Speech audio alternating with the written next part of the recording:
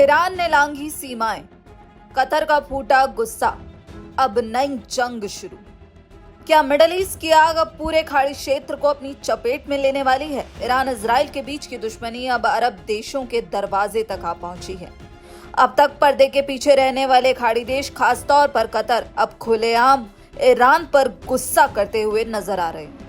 America Israel के खिलाफ Iran की जंग में अब खाड़ी देश बिना अपनी मर्जी के फ्रंट लाइन पर आ गए हैं। दरअसल ईरान ने इजराइल अमेरिका पर हमला करने के नाम पर अपने अरब पड़ोसियों की ओर सैकड़ों मिसाइल और ड्रोन्स दाग दिए। ईरान का तर्क है कि वो मौजूद अमेरिकी सैन्य ठिकानों को निशाना बना रहा है, लेकिन हकीकत में इसका खामियाजा वहां के नागरिकों और ऊर्जा ढांचे को भुगतना पड़ रहा है। ईरान की इस कार्रवाई ने कतर जैसे शांत देश को भी कड़े तेवर अपनाने पर मजबूर कर दिया है।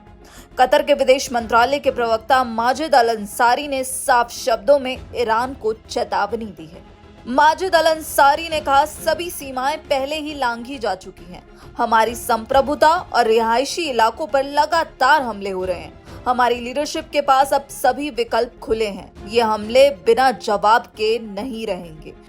तो यहाँ पर अब कतर की तरफ से ईरान को खुली चेतावनी दी गई है। जानकारों का मानना है कि यह ईरान की एक सोची समझी रणनीति है। वो यूएई और कतर जैसे देशों के पर्यटन, फाइनेंस और तेल उद्योग को निशाना बनाकर उन्हें डराना चाहता है। ईरान का मकसद साफ है, इन देशों पर इतना दबाव बनाओ कि ये अमेरिका को युद्ध रोकने के लिए मजबूर कर दें। फाइनेंशियल टाइम्स के मुताबिक ईरान ने यूएई पर लगभग उतने ही हमले किए हैं जितने इजराइल पर।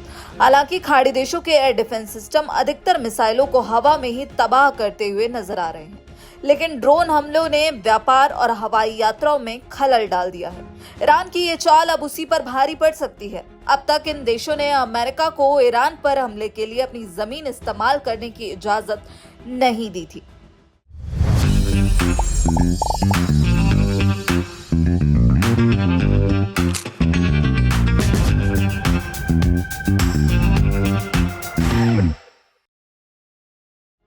लेकिन अगर ईरान की हरकतें नहीं रुकी तो ये देश अपनी सुरक्षा के लिए अपनी न्यूट्रल पॉलिसी बदल सकते हैं।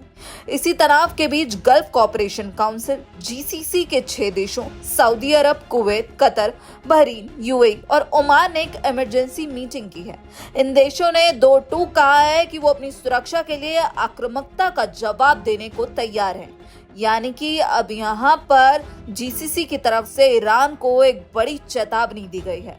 यूएई के वरिष्ठ सलाहकार अनवर गार्गिश ने ईरान को नसीहत देते हुए कहा, आपका युद्ध आपके पड़ोसियों के साथ नहीं है। अलगाव और तनाव बढ़ने से पहले समझदारी दिखाएं। आपको बता दें, दुनिया की अर्थव्यवस्था खाड़ी के तेल और गैस पर टिकी है।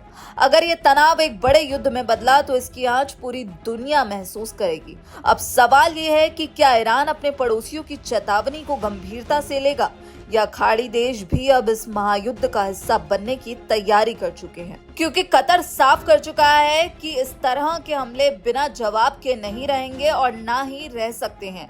और यहाँ पर कतर ने ये भी कट एंड क्लियर मैसेज दिया है कि हमारी लीडरशिप के पास सारे विकल्प हैं। यानी कि कतर ने अब सीधा संदेश ईरान को दिया है कि वो भी इस युद्ध में शामिल हो सकता है।